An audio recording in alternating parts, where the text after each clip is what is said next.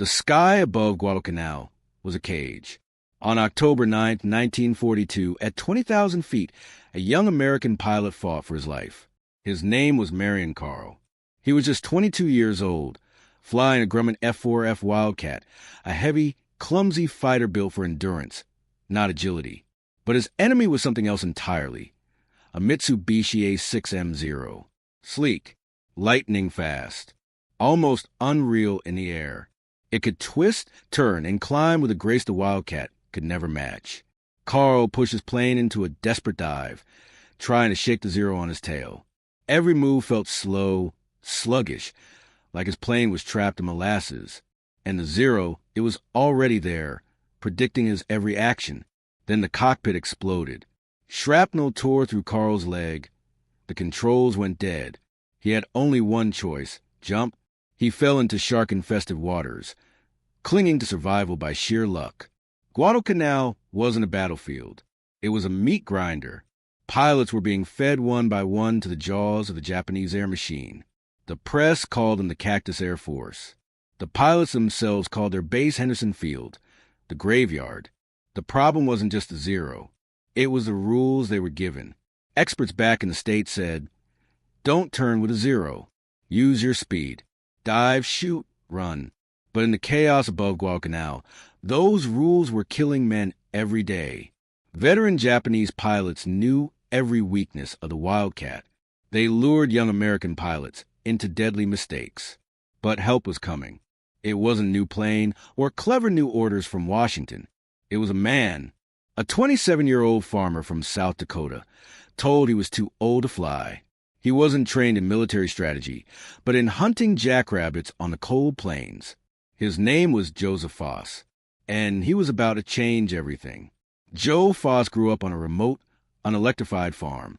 Life taught him toughness. He and his father hunted to eat, and in those hunts, Foss learned something extraordinary. Jackrabbits don't run straight. They weave, dart, reverse. To hit one, you don't aim at it.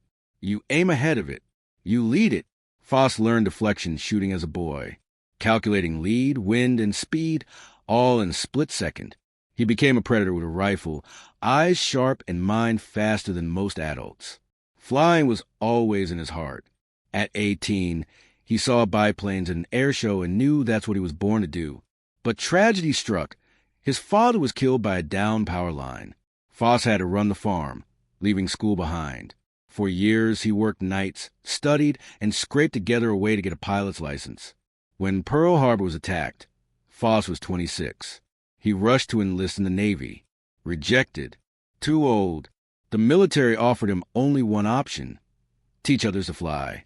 For 9 months, he watched younger men go to war while he stayed behind. But Foss wasn't the type to accept no. He hounded, argued, and made noise until finally they sent him to advanced fighter training.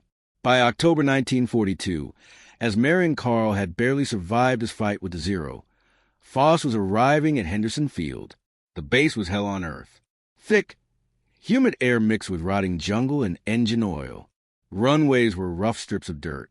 Everywhere wrecked aircraft, F-4F Wildcats, P-39s, damaged beyond repair. Ghosts of men who had flown them still lingered. Foss met his squadron.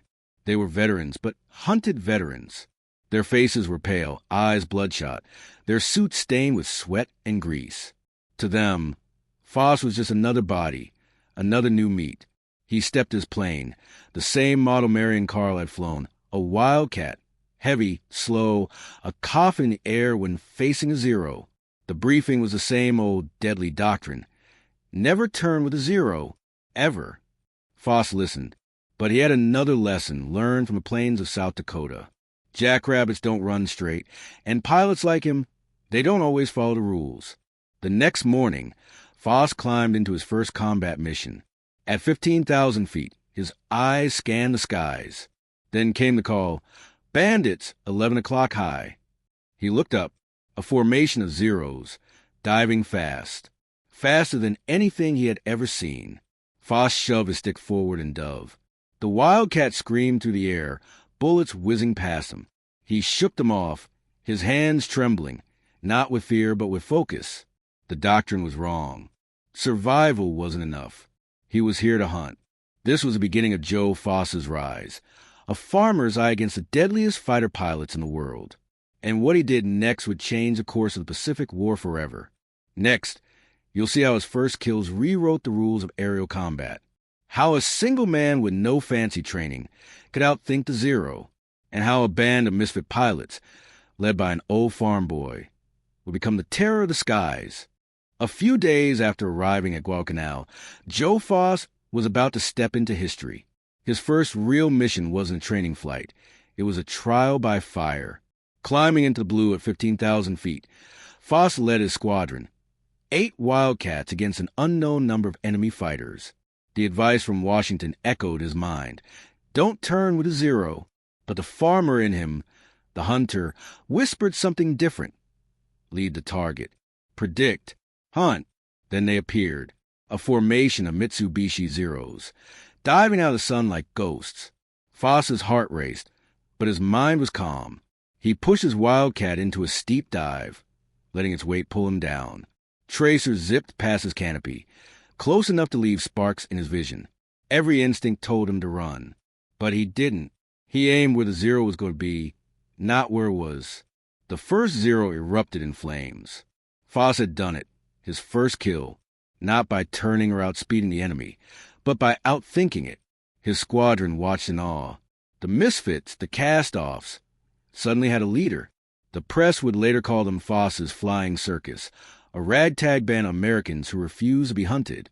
October 13th brought another test. A group of Japanese bombers, escorted by Zeros, crossed their path. Foss didn't hesitate. Wildcats twisted and tumbled through the sky, dodging and weaving. A Zero locked onto his wingman. Doctrine said dive away, pick an easier target. Foss remembered the rabbits. He aimed ahead, pulled the trigger. A long burst of .50 caliber rounds tore through empty sky, and the Zero's wing disintegrated. It tumbled, burning, into the Pacific below. The squadron was stunned. Foss didn't chase the enemy. He manipulated them. He led them, anticipating their moves. His farmer's eye, honed over years hunting jackrabbits, became a weapon. He wasn't just fighting. He was teaching, showing the others how to kill without dying. Over the next 10 days, Foss and his squadron dominated. By October 23rd, he was officially an ace with 5 victories. Days later, he shot down 3 Zeros in a single day. The man they called too old to fly was now the deadliest pilot on Guadalcanal. But victory came at a price. The Japanese were furious, sending veteran pilots to hunt Foss and his flying circus. Air battles became personal. On November 7th, a swarm of enemy fighters attacked. Foss shot down 2 Zeros, then narrowly escaped a deadly blast that shredded his engine and filled his cockpit with smoke. He bailed out, landing in the jungle. 2 days later, he was back in the air, only to have another plane crippled by gunfire. This time, he ditched into the shark-infested waters of the Pacific, for hours adrift, sharks circling. Alone, Foss floated, waiting, watching, surviving. And then a canoe appeared, islanders sent by an Australian coast watcher. They scared the sharks away, pulled him from the water, and carried him back to Henderson Field. Foss was soaked, hypothermic, and covered in cuts and bruises. But the fire in his eyes hadn't dimmed. The jackrabbits weren't escaping. By November 30th, he was back in the cockpit. Fever from malaria burned through him, but he ignored it. He climbed into the air, tracking enemy aircraft, calculating, predicting, hunting. He wasn't just alive, he was lethal. 3 more enemy planes fell under his guns that afternoon. He had tied, then broken, the all-time American record for kills in a single war. Foss's feats didn't just win battles. They changed the game. He had proven the Wildcat wasn't hopeless. The Zero, previously thought unbeatable, could be outsmarted. And his flying circus was no longer the hunted. It was the hunter. But as the legend of Joe Foss grew, so did the cost. Days and nights blurred together. The fever raged, the fatigue gnawed at him. He was skeletal, shaking with chills, but still climbing into the cockpit, still fighting, still teaching. By January 15th, 1943, his tally stood at 26 kills, surpassing even the most legendary aces of World War I. And yet, every victory came at the expense of his own health. This is the moment where a farmer from South Dakota, who once hunted jackrabbits to feed his family, became America's ace of aces. His tactics, the deflection shots, the lead targeting, the coordinated weaving with his squadron, became doctrine. What started as instinct and experience in the fields of South Dakota became the blueprint for defeating Japan's top pilots. But war is never kind. Victory in the skies couldn't protect Foss from the toll on his body.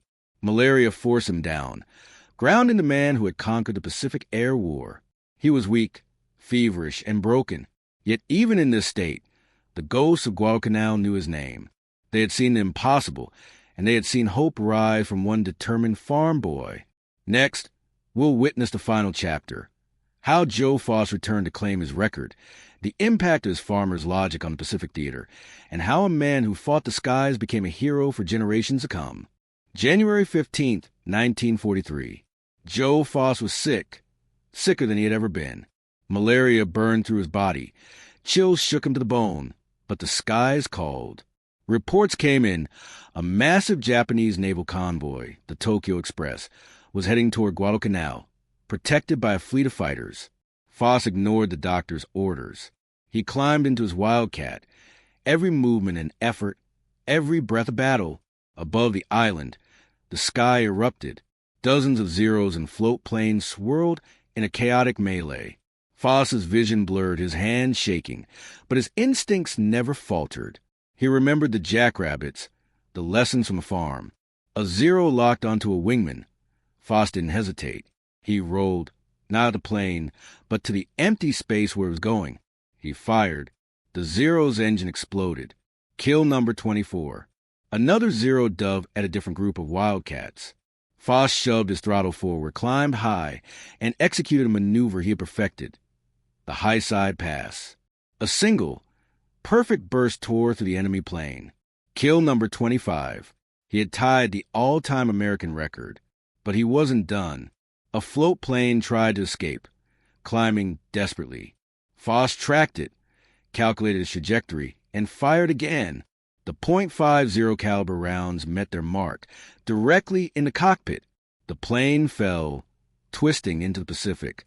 Kill number 26. The record was broken. Joe Foss, the 2-0 farmer from South Dakota, had become America's ace of aces.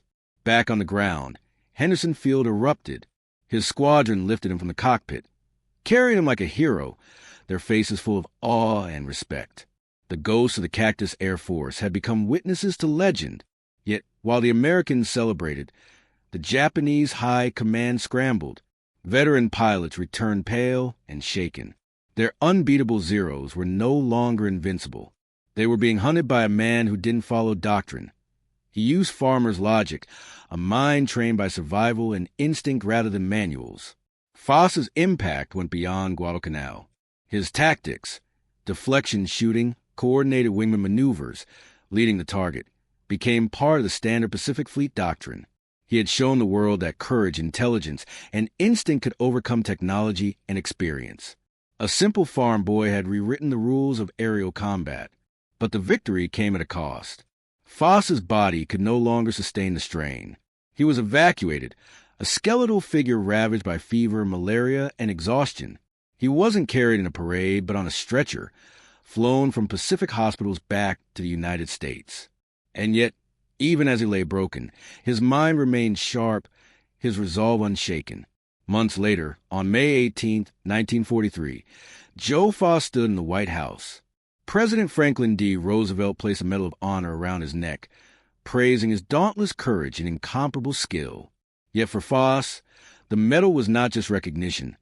It was a symbol of every farm boy, every misfit, every soldier who refused to be beaten by circumstance. After the war, he returned to South Dakota. He didn't chase fame. He served his community, first in politics, then as governor, and eventually as the first commissioner of the American Football League. But at heart, he remained a man who learned to hunt jackrabbits, who could predict the impossible, who trusted his instincts over manuals. The grit, the tsisu, that had made him an ace in the sky, guided his life on the ground. Joe Foss passed away in 2003 at the age of 87. He left behind more than records and medals. He left a legacy of courage, ingenuity, and perseverance. His story reminds us that wars aren't only won by technology or doctrine, but by individuals who see the flaw, who trust their instincts, and who refuse to be beaten. The Pacific Theater was forever changed by one man's vision, one man's courage, one man's farmer's eye. The ghosts of Guadalcanal were no longer hunted. They were hunters, led by a man who refused to accept impossible. If you've been inspired by Joe Foss's story, take a moment to honor these forgotten heroes. Like this video to support more untold histories. Subscribe to our channel for stories that matter, and share your thoughts in the comments. Where are you watching from? Every voice adds to the remembrance of courage, grit, and history. Thank you for watching, and thank you for keeping the stories of our past alive.